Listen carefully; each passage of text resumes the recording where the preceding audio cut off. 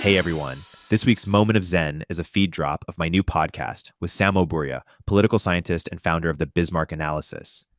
Samo is one of the most important thinkers in the world, and episode 1 of our show, Live Players, is all about Elon, Thiel, Soros, and Sam Altman. Tune in to see how Samo gets into their mindsets from their first principles and breaks down how they might behave in certain scenarios. Let's get to it.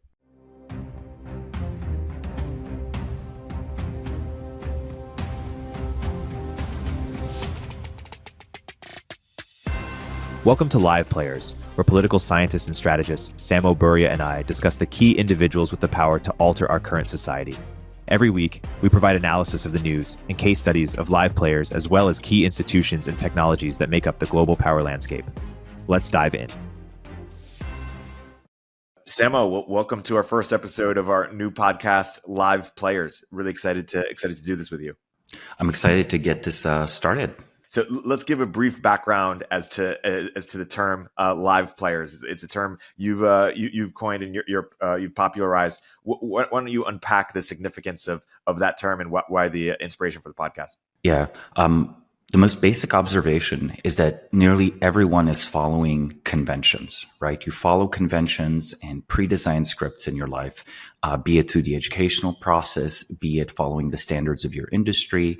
And for the most part, these conventions are in place for good reasons, right? You don't necessarily want your doctor improvising your treatment. Well, that is until you do have a rare condition that's not common and that's not well covered by the literature. So the vast majority of society is not improvising, right? They're not very good at coming up with new processes, new ways of doing things on the fly. Honestly, they're not even that good at evaluating evidence. There's plenty of empirical evidence for this poor quality of our ability to evaluate evidence on the fly. Massive literature, some of it even replicates in the cognitive science field and the biases literature and so on, but also just, day-to-day experience. So why, live players, right? People who actually are always thinking from first principles, they're remarkably rare in society. But one of the best ways to sort of spot such individuals is people who easily and successfully jump multiple domains through the course of their life. So, a classic example I like to give is, Arnold Schwarzenegger. It's a fun example because it's someone who basically goes AOL from the Austrian military to win a bodybuilding competition and then goes back to his commanding officer arguing that, since I won the bodybuilding competition, actually this is good for our military unit morale and you shouldn't punish me. It's a classic example of sort of asking, for forgiveness rather than permission. And we all know, right? Like everyone was like, okay, he's just a bodybuilder. He's appearing in documentary. And then everyone's saying he's not a real actor. Once he becomes famous with movies like The Terminator and so on. Of course, once he becomes a politician, you say, oh, he's not a real politician. He's an actor.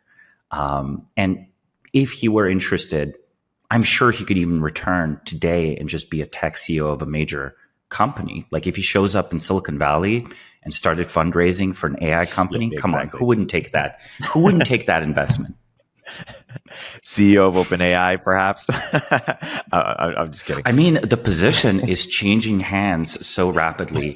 I feel like he would be understood to be a determined and tough leader and probably take safety seriously, right? Yeah, exactly. Exactly. We're going to get into the Sam Altman thing in a second, but first, just because it is the first episode, let's give a little bit more background on you. You're a live player, if I could say so myself. You're both a historian or academic, intellectual, but also a practitioner in that you are interested in applied insights, and you have a consulting practice, Bismarck, which consults some of the biggest live players around the world about how they can develop and exercise their power to achieve their goals and make the impact that they want to make. What more background should you give on sort of how you think about yourself? If there are any analogs or people that you most admire historically that resonate, demonstrate the impact you seek to have? Yeah, I believe basically that, the deep reality of history. In other words, not only do we need to know history to understand our own current society, because our current society is just one data point. And in the very near future, this present moment, this society we think of as our practical present will be the past. To think about the future, you need the past data points. You need the snapshot of, say, I don't know, American society in 1995, 1965, 1865, 1765, and not just American society, right? But all the other societies and how they progress through these classical stages. So that's the first takeaway. It's societal, but the other takeaway is personal. I honestly think that, you don't need historical knowledge to be a live player. Like, you almost don't need it. However, it sure does help to know that other human beings have achieved remarkable things. The most difficult thing in mathematics often, it's sort of like, proving something for the very first time. The first time you have a mathematical proof, it's often very long, very complicated, very difficult. As soon as that proof is verified, within weeks, mathematicians come up with shorter and better proofs. Isn't it interesting that they don't find the shorter, better, easier to understand proofs first? The search costs in math are huge, but so it is with human action.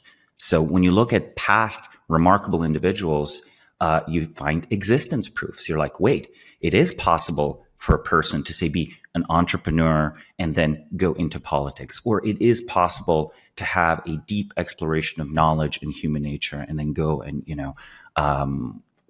produce something of commercial value. So for me, my biggest, deepest passion has been sort of understanding our civilization.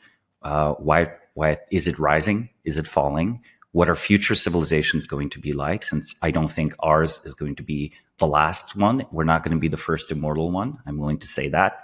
Eventually, somehow, maybe centuries from now, maybe years from now, it's going to be transformed or fall. And secondly, I wanted to contribute to this process the best I could. So in my mind, the historical study that I've pursued in a variety of organizations, for example, been a research fellow at the Long Now Foundation, where I looked at how some of the longest lived organizations in the world persisted, things like German inns and Greek monasteries and Japanese craftsmen organizations working with the Japanese royal imperial family.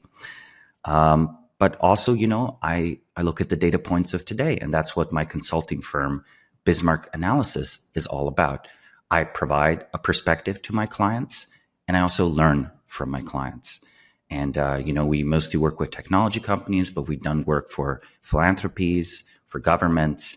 It's really, really interesting seeing this machinery up close. And I have to say, since 2017, when I founded the firm, like so many of my perspectives on various social technologies, how the world is organized, how it works, have changed. And it's always sort of enriched, right? It's enriching, adding another data point to the big historical trend line, and sometimes reinterpreting past events.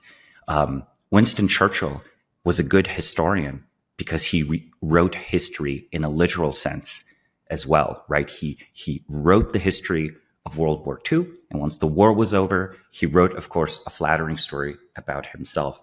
But sure, don't you trust Churchill about 19th century British politics more, having known that he was a practitioner in the 40s and 50s? Like, how could someone that never practiced possibly understand? Or another example is Thucydides, the account he gives of the Peloponnesian War in ancient Greece between Athens and Sparta is partially intriguing and trustworthy because he was both a general and a politician. And as an Athenian general exiled from Athens, well, you never get a neutral perspective, but that's about as good as it gets, right? He's not going to be flattering of Athens, and he's not going to be biased towards Sparta. And, a Spartan general sure would not be inclined to write a history to begin with. What's one or two things that you could share with us that you've changed your mind on, or that you've sort of strongly reoriented since 2017, or what's something you could share that you've strongly updated on? I think one of the strongest updates is that we are not actually serious about the energy transition. I thought at the time, oh, these are basically like anti-science and anti-human views. Anti-science is sort of like, oh, nuclear energy, technological progress is bad and only helps us destroy ourselves. We shouldn't build these power plants. We shouldn't advance any technology. So that's the first sort of anti-scientific view where you distrust it. And then in the other hand, the anti-human view is like, well, we should reduce human population. Like, essentially we humans are always a cancer on nature. Some solar cells are not going to change it. I used to view the barriers as basically ideological. I think they sort of still are. I think definitely there's a real environmentalist degrowth thing. But I also realized, wait, demand for energy is not increasing. All of our wonderful energy sources that we could really develop and push much, much forward, right? Nuclear and solar are the two that are honestly my favorites, that I think are just immense technical potential, immense. But even something like geothermal, to have the economics work out on nuclear and geothermal and stuff like that, right? Or let's say nuclear, since geothermal is less explored, our civilization would have to spend about 10 or 100 times more energy. So in other words, I realized, wait, to make nuclear reactors cheap, you have to build a lot of them. There's going to be one or two accidents, but the accidents aren't a problem. The problem is unit economics.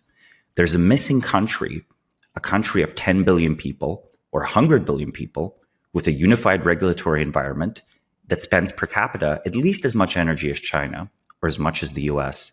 And in that country, nuclear reactor construction would be immensely profitable. And we would build hundreds of them, and we would learn to build better and better and better ones, and they would become cheaper. And eventually you could export to tiny countries like China or America. But no such country exists, right? And it's not likely to exist anytime soon. So in a way, we use fossil fuels because they're a fuel for an unserious and small civilization that's not climbing up towards the Kardashev scale yet.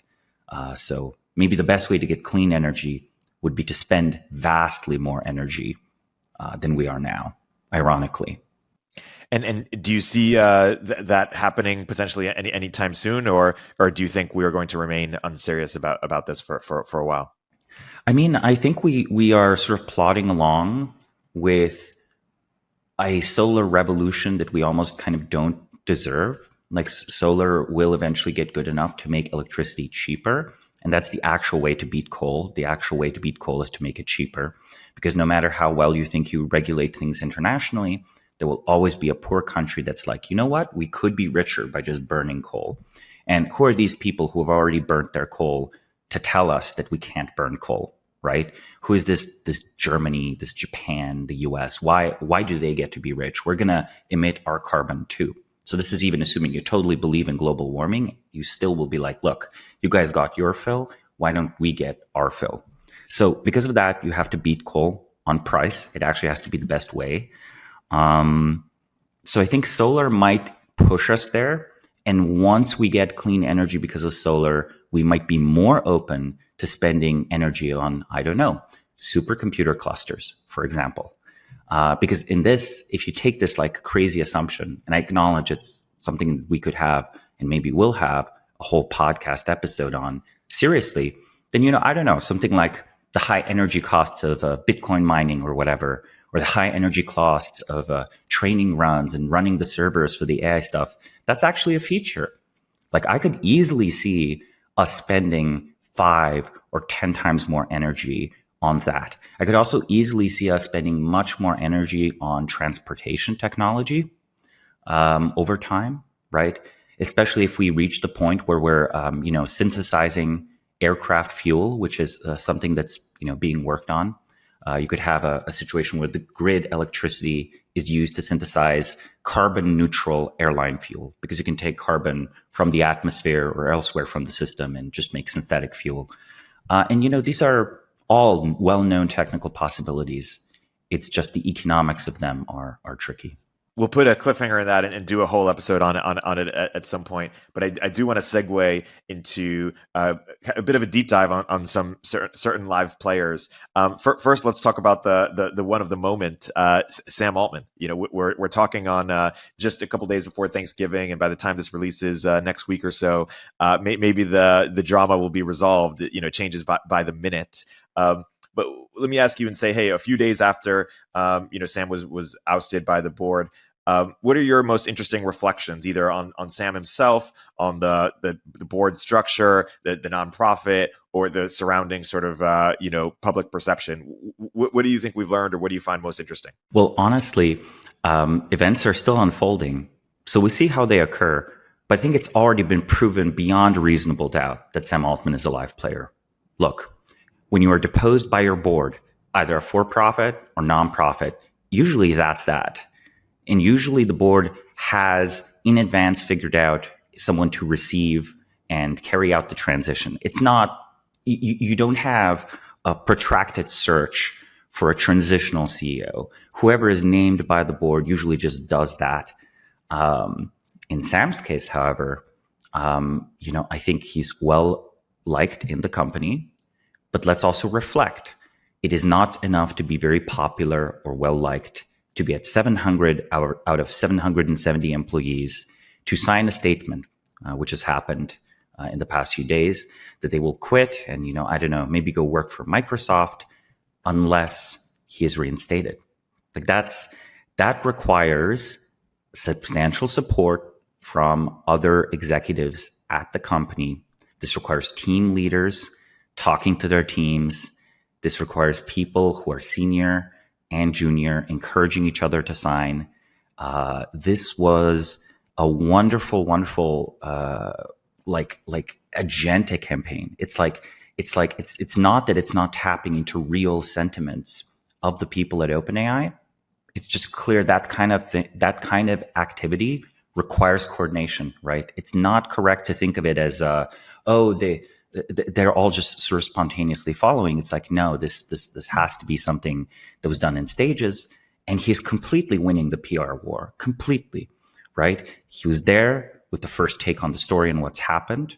Following the example, Greg Brockman, had it only been a statement by Greg, like that would have been understood as loyalty. And then anyone, I think, in the Valley would have happily invested in Greg and Sam's new OpenAI startup.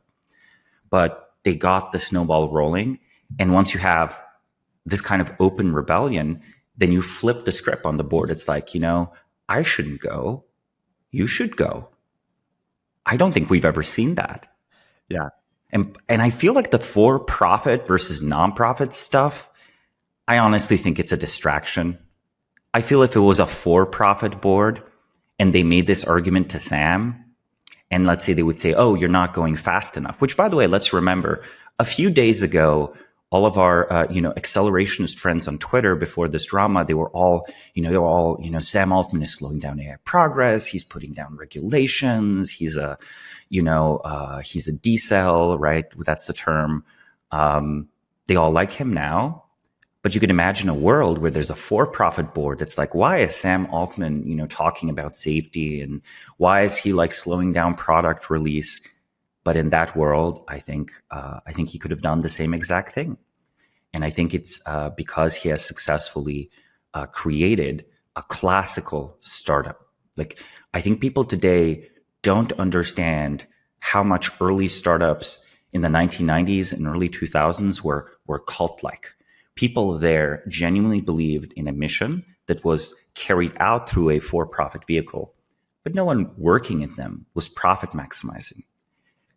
Software companies have become so successful that people have truly forgotten that this was part of the original magic of them. Now, of course, everyone wants to get rich. People were intending to get very rich, but there are many ways to get rich. And some of them don't involve changing the world very much. And you know what? Working at a major software company today, you can easily get $300K compensation. If you have not been fired in the recent layoffs, you get your nice little compensation package. Eventually you vest, you're a single double-digit millionaire. And what did you do? You worked on making Gmail a bit better, or you worked on making the ads on Meta a bit better. And, sure, you're doing something. It's real work. I'm not devaluing it. But if you didn't do it, you're ultimately fungible. Someone else would have done it. To believe a startup has a mission, which I think almost everyone at OpenAI believes, is to believe that you are doing something that is not inevitable, right? And I think this is one of the deepest insights of this early 2000s literature that I know, when I talk to younger friends and colleagues, I'm actually the oldest person at my organization. Bismarck Analysis only has hired younger people or people of my age. And we of course learn, and our clients are older. People in their early 20s, they've not read these classic works. All they see is an industry that for their entire adult life has been the best way to make money. If you went into finance in 2012, or if you went into tech, two parallel lives, financially we're way better off having gone into tech. And, that then results that people expect it to be basically a normal profession. There's a reason people now love Microsoft, because Microsoft has now been anointed by Sam Altman, because he has the charisma of the individual that was supposed to be pushed off the curtain, pushed off stage, but wasn't. But if I asked people 2 or 3 weeks ago, it's okay, what's the difference between talking about a tech company and a software company? I think people don't really think of Microsoft as a tech company in its culture, I would argue, right? There was a difference, right? And that difference is this kind of irreverent, disruptive, crazy, dedicated view of what your company is and how it's changing the world. I think very few people at Microsoft believe they're changing the world. I think they believe they're providing value to shareholders and they're providing value to customers, but I don't think they believe they're changing the world. Hey, we'll continue our interview in a moment after a word from our sponsors. Real quick, what's the easiest choice you can make? Taking the window instead of the middle seat, outsourcing business tasks that you absolutely hate.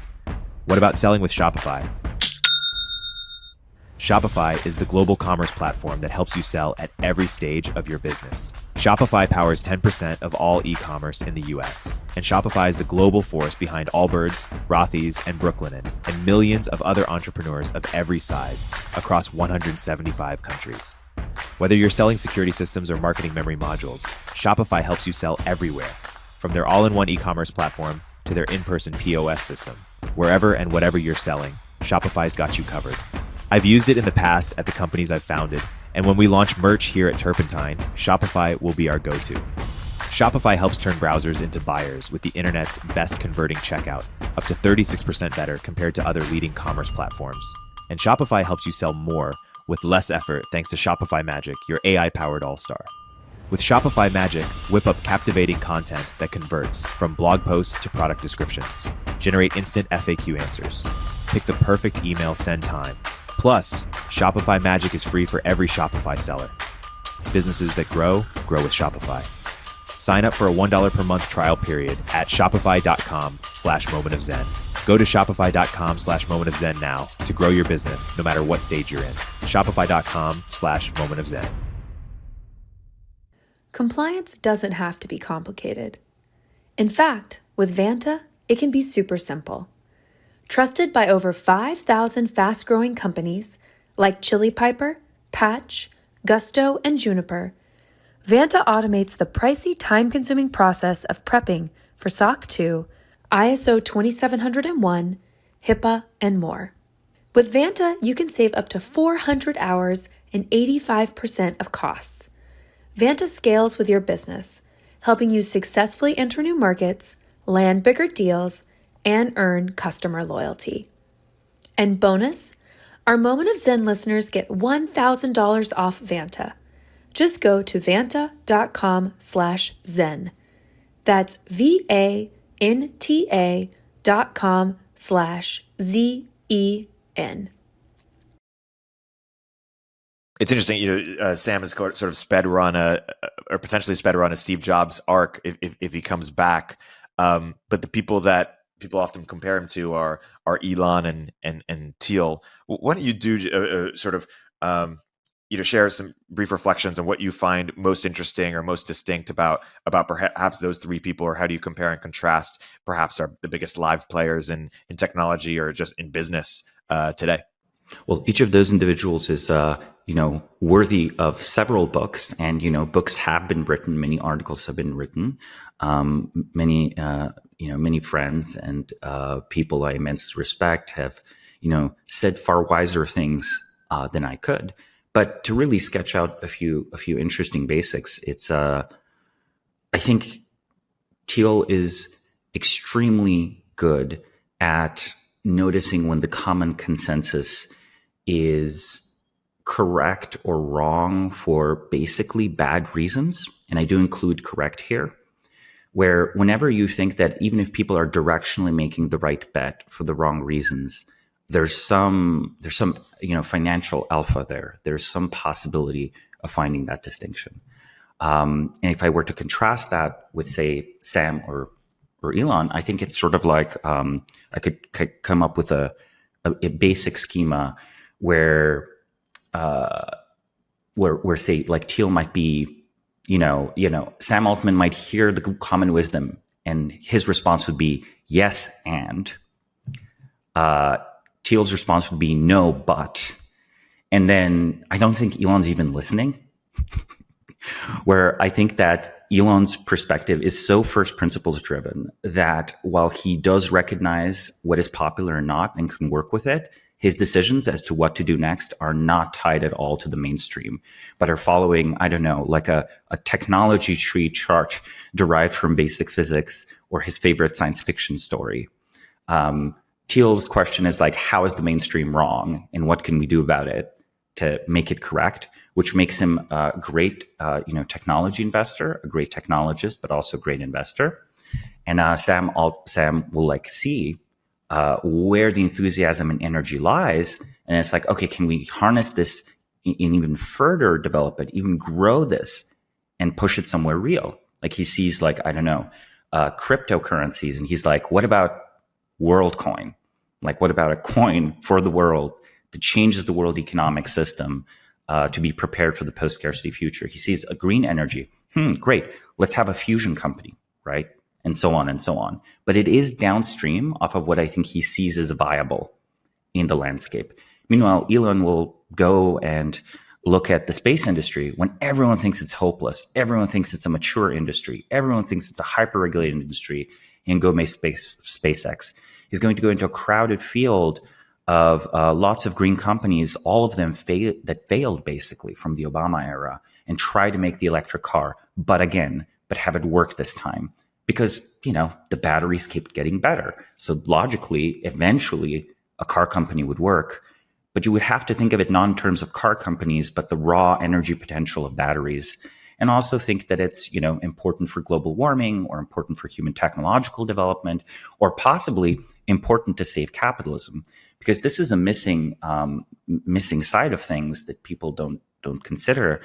If you provide a technological solution to an externality produced by, say, the free market system or whatever, you've actually made yourself a political enemy of people who don't like the free market system. Because every failure of the free market is political mandate to do something. I don't believe all free market failures can be corrected through free market means. Like, I don't believe that. But I believe any that can probably should. But on the other side, they might just view, say, global capitalism as an inherent problem, right? And this then brings me to sort of an ideological comparison of the three. And again, all I'm doing here, it's all synthesis you can get just from publicly available sources. This isn't from, the special, any other conversations that I might have had. All of them have some variant of making sense of and legitimizing their own activity in the economic sphere, which is not surprising, right?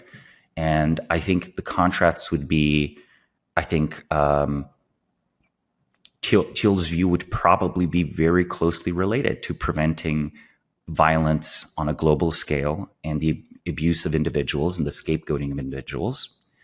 Elon's would be focused on species survival and why, let's expand through the universe. Let's have AI not kill us. Let's like actually reach a new destiny. And, that's the point of the activity. And then Sam is sort of like, let's reach abundance. It's like, okay, the advocates and the critics of capitalism are right. Yes, and right. It's like the socialists are right and the capitalists are right. Let's make capitalism work so well that we can all have UBI, right? And then this orientation, I think, cashes out in the differences in priority. Like, yeah. I would expect of the three, Peter would be the most willing to back just causes that are unpopular. And Sam would be the most happy with redistribution, for example. Yeah. And like, you can run with this scheme, right? You can just, the crazy part is you can just take some live players seriously at what they say and think for a second about how different their actions should be. And then you can just compare whether their actual actions match their stated worldview. The shocking amount is, I think live players can be more honest often than the mainstream people, because the live players are so strange. People never think through the logical implications of what's said. You can plainly say what you're going to do. People don't believe you will because it's not a normal thing to do. You can say why you're doing it. People still don't believe you.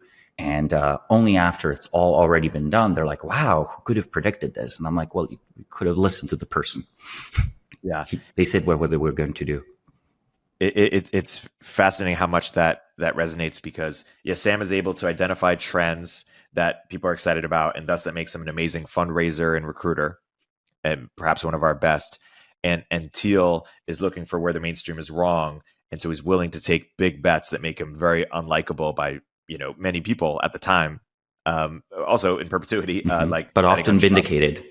Exactly, often right. But things like betting on Trump, betting on against higher education, betting on longevity, betting on charter cities, things that are an anathema to many people, and looking like a genius to sober-minded people once they are proven correct to some degree. That's it's fascinating. I view the core function of live players, right, which I think that I should explain. Even my long-term followers and listeners and readers, friends sometimes even, are confused why I like so many different people.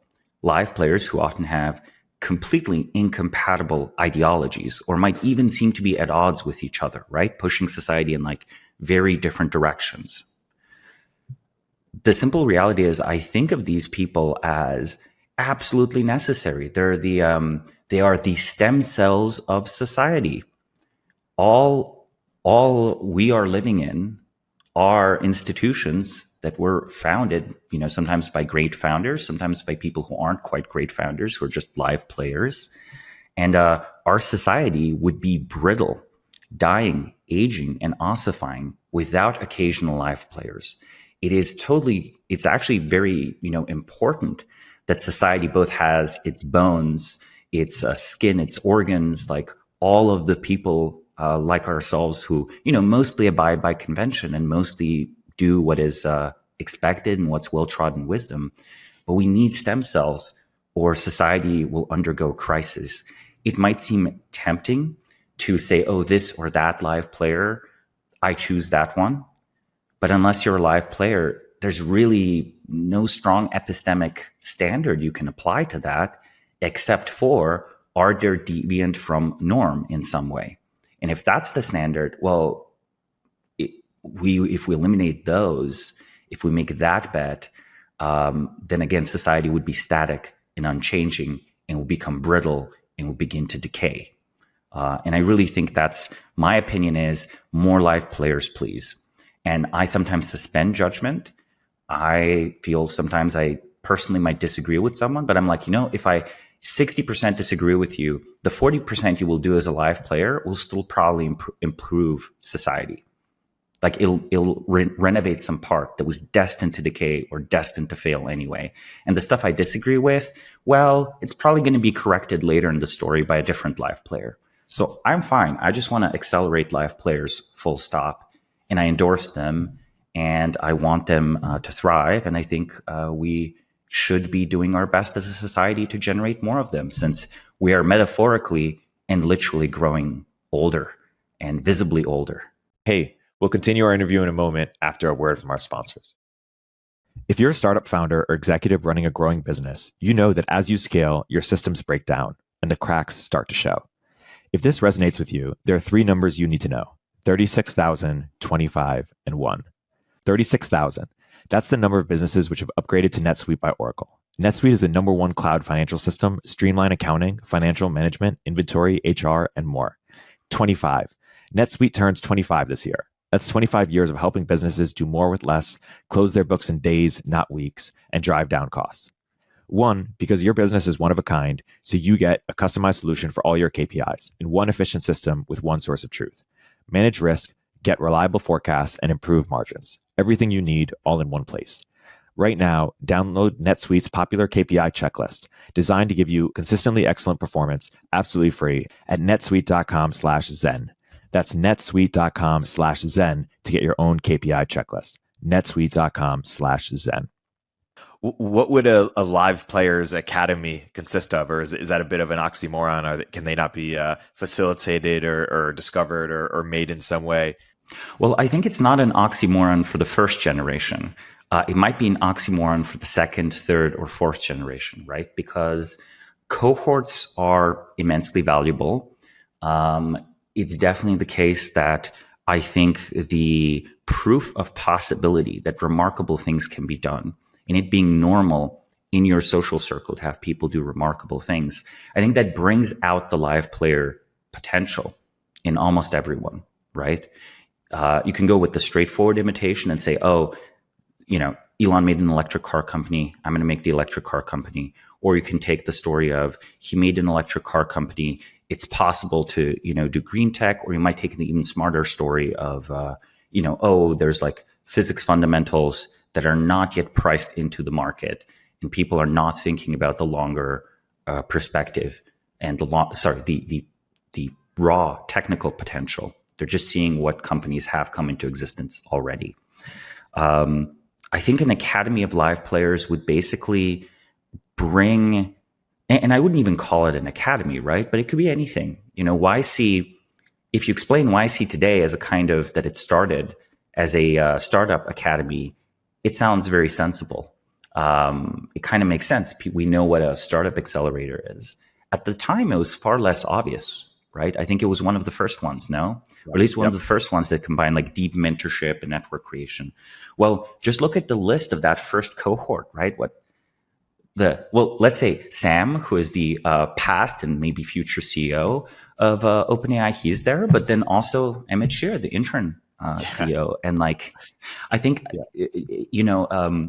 Alexis Ohanian, Justin Kahn, T-Con Bernstam, Michael Siebel. There's only 20 people. The list goes on. Yeah, and it's just people who've come to run Silicon Valley, basically. I mean, it's pretty incredible. But then also consider something that's sort of spontaneous, right? Like the PayPal mafia, right? The people that created PayPal. It's like it's like Peter Thiel and Reid Hoffman and Elon Musk as well worked at that company, though he's not included in the photo. There is an interesting teaching training effect that happens. It does have probably a high attrition rate, but this is when people think of elite schools, they think on filtering individuals out. The presumption is the whole world wants to join your social club or your school or your board or your investment. Your job is to say no. I think that is a corrective filtering function, but it doesn't actually select that well for live players. I think if you wanted a live player academy, you would say yes. The world doesn't yet know that they should or want to join whatever organization, society, group of friends, company, and you are going out and headhunting them, and you are saying yes to things that, say, Harvard might have said no to, right? You say yes to things that Jane Street might have said no to. Everyone wants to hire an OpenAI engineer now. Did people want to hire OpenAI engineers 3 or 4 years ago? No. Yet if you did 4 years ago, let's say, you would probably hire a higher quality person than today. No disrespect, to OpenAI engineers. I love all of them. Many of them are friends, and they're so adorable on Twitter with their heart emojis. That was great PR. Exactly. Yeah. But still, let's be real. People who have been hired into OpenAI in the last year have made the normal bet. It is the one remaining island of prosperity in a tech industry that you could even joke was hit by like a tech job recession, right? Like all the layoffs, right?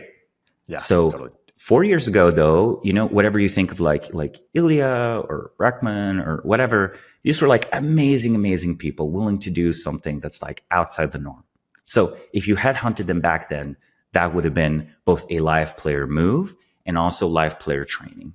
And I think, honestly, history will show that early OpenAI was an incubator of live players. Hence why I'm, from the perspective of civilization, I'm sitting happy. It's like either, OpenAI continues to be a wonderful, innovative place, or it breaks open and all these live players go on and create amazing new things. Either way, I think society has benefited. Either way, I think remarkable work has happened. And there's way more human capital, like truly unique, remarkable human capital has been forged by these events, and this organization. Totally. It's fascinating. Like it's like the next Google won't look like the last Google. Like if you're trying to create the next big startup, you're not just going to copy a search engine. And similarly, it's like the next early Google engineer is not going to look like the current Google engineer. Like you can't just hire the same person and expect them to bring that same energy. You need to find sort of the arbitrage or the new talent. I agree. And it's also interesting to think about when live players kind of stop becoming live players. Like maybe that that same even OpenAI engineer, 4 or 5 years ago might have just been hungrier, right? They were eager to make it. Now, if they're early at OpenAI, perhaps they made a bunch of money.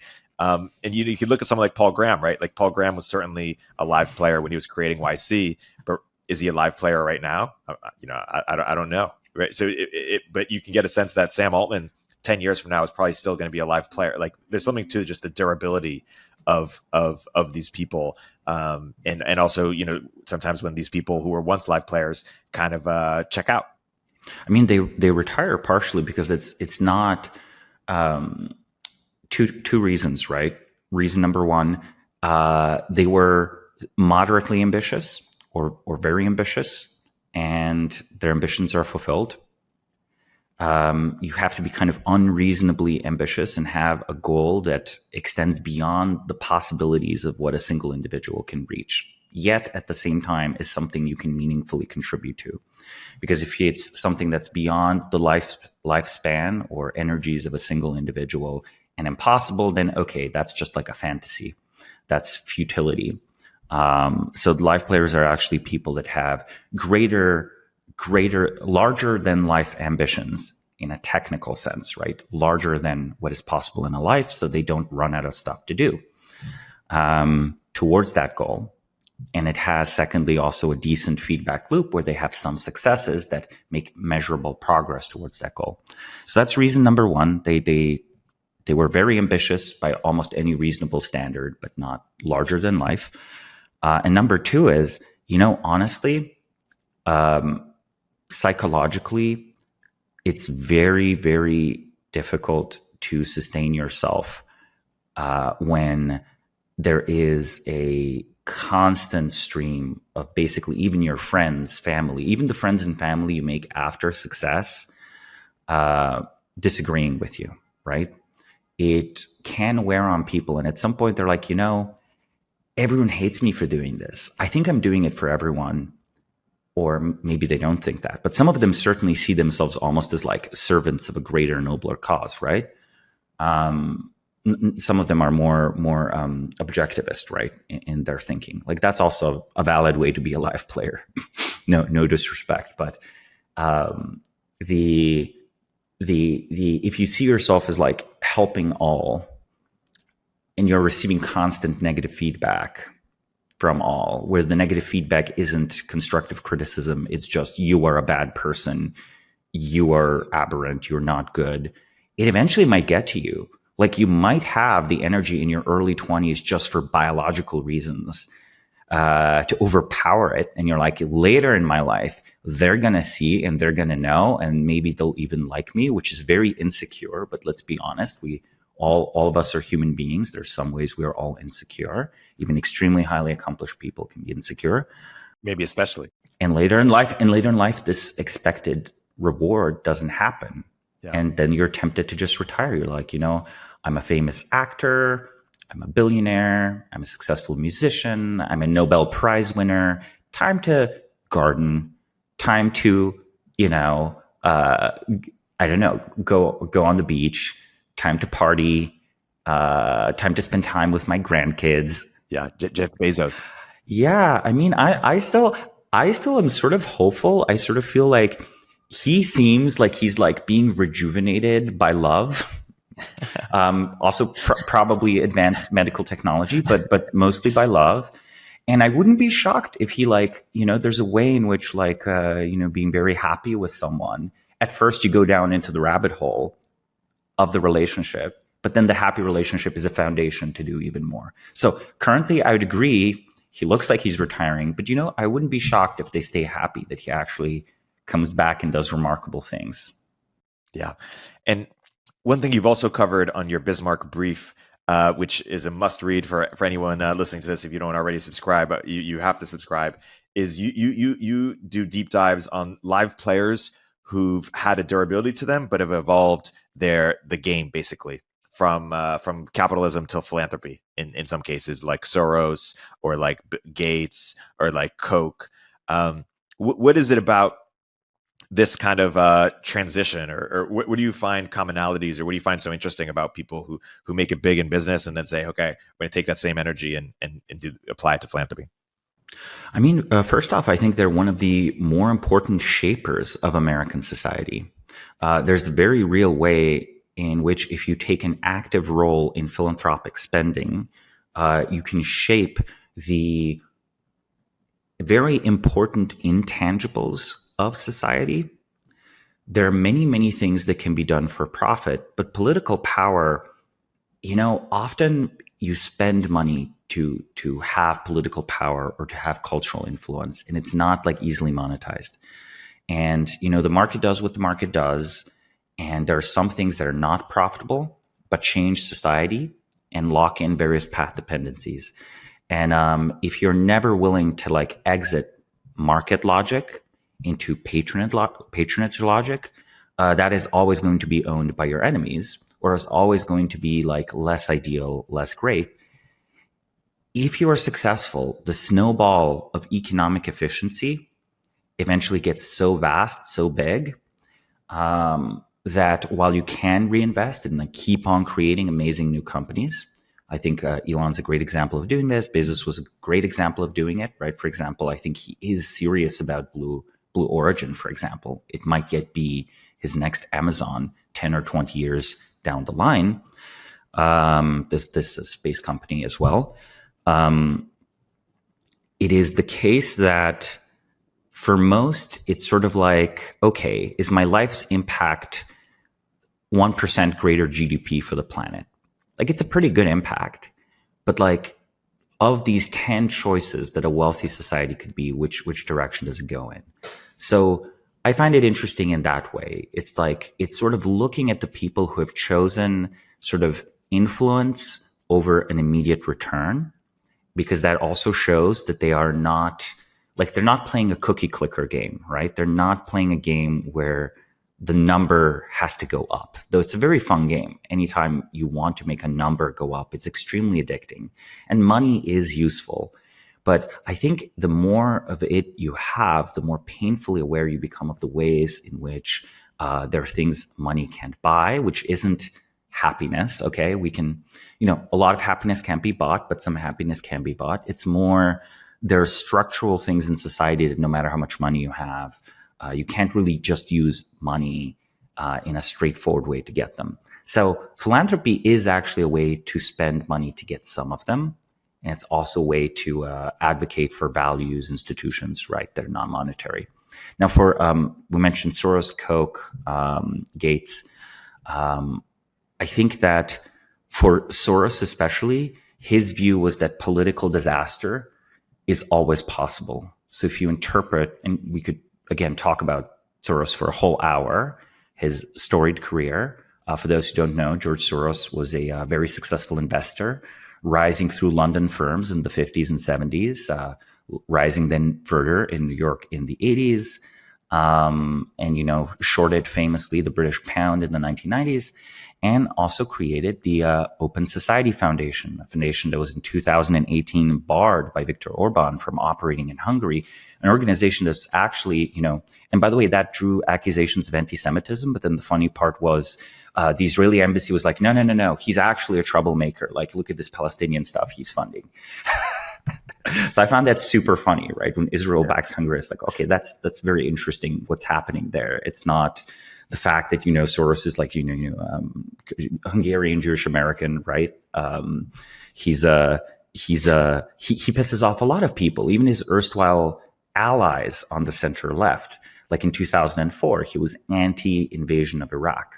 And he's sort of become like this boogeyman also of the right, in some ways for good reasons, because he is deeply influential in all of these agendas. So why does he make the Open Society Foundation? He believes, you know, he said, in the 1970s, we start with the assumption that the stock market is always wrong. And he shares that same exact assumption for politics always being wrong. He thinks humans, because our minds are embedded in society, in action, we never have access to absolute truths. And it's extremely politically dangerous when someone has access to absolute truths. And that extends to him being then anti-communist and anti-fascist. Like that's the Karl Popper derived theory that he has. And of course, he was a student of the philosopher Karl Popper in the 1950s, from who he borrows the term open society, which is a society that is continuously open to disproving its core thesis and makes no absolute guarded claim to truth, and is contrasted to the closed society where, you know, the political structure to be stable must make truth its enemy, therefore inevitably becomes totalitarian. And his belief is that sort of like, you know, democracy, social democracy, capitalism, these are more open than other systems, but he thinks they could be even more this kind of like open society that's constantly philosophically reevaluated. And that, you know, caused him to fund all of this stuff. Like in the 1980s, actually, when he started doing this, he funded scholarships in Eastern Europe. And ironically, President, you know, Viktor Orban was one of the recipients of a Soros scholarship. So maybe that's like also a fun way to notice how the lives of live players can cross. So like at one point, you know, you receive a scholarship, then you kind of take over Hungary, and then you ban the guy from the country. Like, no more scholarships from you, okay? We don't need any Orbans. We got me. It's fine. We're done. And also, I bet by 2018, you know, as age advances, you know, I've not seen many live player moves from Soros since the 2010s. So I suspect most of the funding is devolved to hired experts at the Open Society Foundation. I don't expect the Open Society Foundation will stay a live player in the next 10 years. I think it'll become normal. It'll endorse the next Iraq invasion because, you know, it doesn't distinguish 100% agreeing with your political allies, let's say on the center left, versus 90% agreeing and having like a principle generator that's different. And, you know, Soros was pretty much an example where in the 1980s, he at least narrates this, that he figured out he had $25 million and that was enough. Maybe in today's money, that would be like 200 million or 100 million. He literally was like, okay, I have enough. What should I do? And okay, let's try to shake up the politics of societies and transition them to an open, to that open society direction. Yeah. Well, it's fascinating because, and this is what typically happens with people who espouse open society or Popperian-like sort of, you know, ideals, is they usually get taken over by people who use those ideals against them, who they themselves don't recognize sort of free speech or the sort of equality of voices, but they'll say and they'll use that against them to overpower them. And it's no surprise that it feels like Soros has been very sympathetic or in agreement with far left causes for quite some time. You mentioned the Palestinian cause, the BLM cause, these other causes that they themselves don't even pretend to be about for free speech or equality of sort of treatment. They in fact endorse the standpoint theory that whoever, a certain person from a certain group has a special privilege to speak, which is anti-Popperian. And so it's a bit ironic that Soros both promotes the open society, but also has supported causes that explicitly don't. Yeah, I think it is. It's a common pattern of evolution, right? You start with a principle, you follow the principle to power, and so on. But once you become hegemonic, if your principle was countercultural, right, when it started, by the time you become hegemonic, like the dominant power, the dominant player, you might have theoretical critiques of yourself, but you're never going to have practical critiques of yourself. You don't see them. So in a funny way, if Soros is a true Popperian, when he started his journey in the 1950s, he could have predicted this. He would have been, I too do not have access to absolute truth. I will attempt to course correct society with the information I have, the ways in which it's insane. And at some point, and I will not be able to tell when, I will no longer be the corrective. I will be the agent of a closed society calling itself the open society. It's like actually is embedded there. There's no claim that just because you have the society, open infinite growth mindset, maybe similar to say David Deutsch, right, or some other Popperians, that your insights are extended because of that. It's you do your best, you act, and eventually you need correctives. So maybe Soros crossed that line in like the early 1990s. Maybe it's like, fighting communism seems pretty fine. Maybe shorting the British pound, even that's like causes economic damage, but it's like a good description that these mechanisms were bound to fail. Like and after the 2010s, 2020s, I think the insight's exhausted. And also, old age advances and, we have completely biological reasons. Dementia sets in, memory loss sets in. You cannot be as active as many hours a day. In fact, the people, I would contrast, say, here with Henry Kissinger, who has probably, due to just biological luck, remained extremely active and probably will until the day he dies. Yeah, no, it's tremendous. Let's wrap up this first episode of Live Players, and we'll go more into detail on some of these next time. Samo, thanks so much for joining. Thank you for having me. Thanks for listening to Live Players. Please subscribe, leave a review, and check out Samo's excellent newsletter, The Bismarck Brief, for more rigorous analysis of key individuals, institutions, or industries. Live Players is a production of Turpentine, the podcast network behind Econ 102 with Noah Smith and Moment of Zen.